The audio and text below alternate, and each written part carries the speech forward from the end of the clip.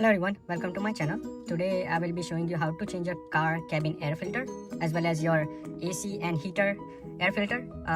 Today I wanted to discuss about this air filter where every 3 or 6 months we have to replace this filter and it costs a lot of money. Most of the time it costs between $10 to $15, and I wanted to solve that challenge for all the car.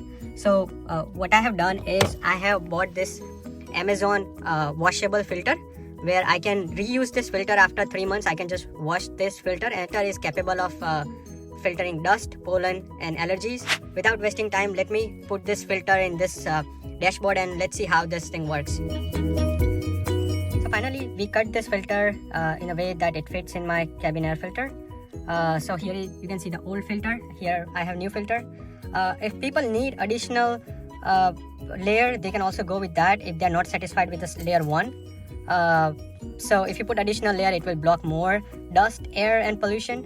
And people who are concerned about allergy and pollen, they can buy a similar washable pad for carbon, which is made from the carbon, and you can have that filter here.